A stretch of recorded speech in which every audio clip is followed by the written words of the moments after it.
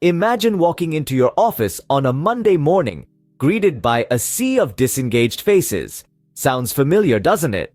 It's a scene that plays out in countless workplaces around the world.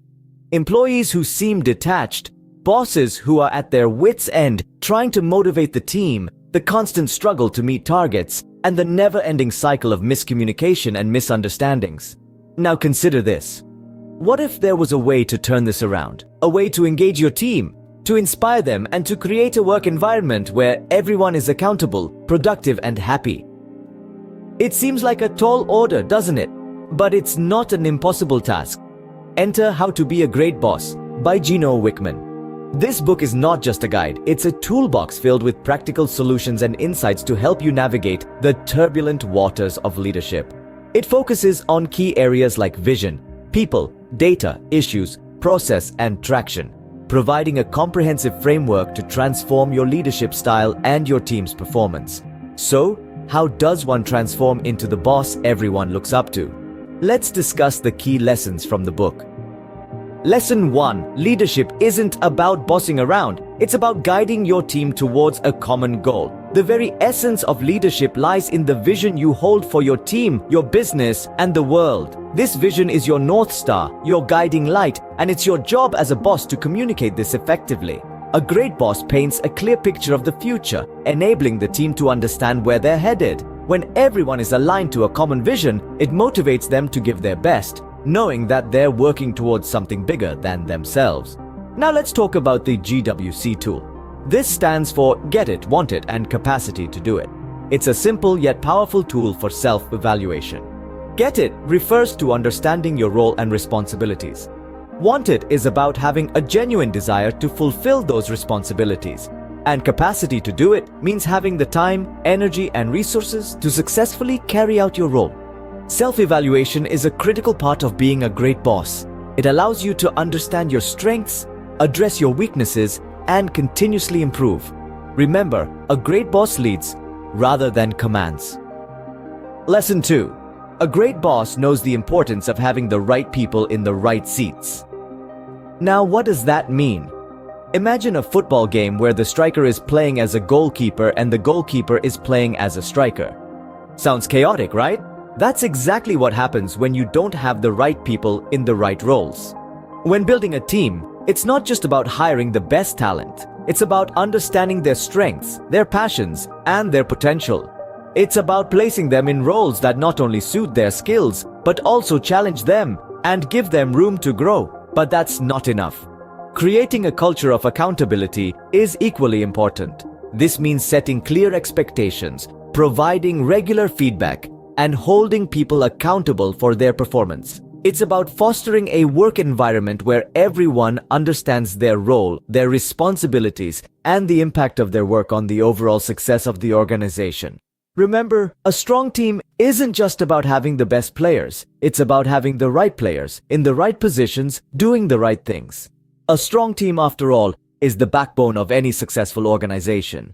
Lesson 3. Delegation is not just about offloading tasks, it's about empowering your team. This is a crucial aspect of leadership often overlooked. Delegation, when done right, is a powerful tool that fosters trust within a team. It's not merely about passing off tasks to lighten your workload, it's about entrusting responsibilities to your team members, showing them that you believe in their capabilities. This act of delegating tasks does more than just free up your time. It encourages employees to take ownership of their work, to feel invested in the outcomes, and to strive for excellence. Delegation builds confidence, nurtures skills, and fosters a sense of belonging. It's about creating an environment where every individual feels valued and their contributions matter. And remember, successful delegation is a two-way street. It requires open communication, feedback, and most importantly, the willingness to let go of control. It's about empowering others to step up, to take charge, and to grow. So, next time you find yourself overwhelmed with tasks, remember that delegation is your friend. It's not just about getting things done. It's about building a stronger, more capable team. Because at the end of the day, successful delegation leads to a more productive, engaged, and empowered team. Lesson 4. In the world of business, data is king. It's a sentiment that rings true in every industry, every field. Why? Because data provides an objective basis for decision making. It's the difference between shooting in the dark and taking aim with a clear target. Remember, assumptions and gut feelings have their place, but they're often subjective and prone to biases. Data, on the other hand, is impartial. It doesn't favor one side or the other. It simply presents the facts, and it's up to you to interpret them. Imagine you're at a crossroads. One path leads to a decision based on assumptions, the other is paved with data.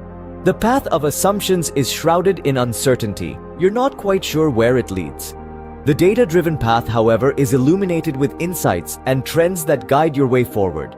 Data-driven decisions allow you to anticipate outcomes, mitigate risks, and seize opportunities. They provide a solid foundation for strategic planning, helping you steer your team and your business in the right direction. In conclusion, being a great boss isn't just about leading with authority.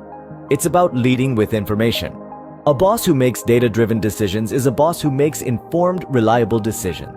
Lesson 5. Problems are inevitable, but a great boss knows how to tackle them head-on.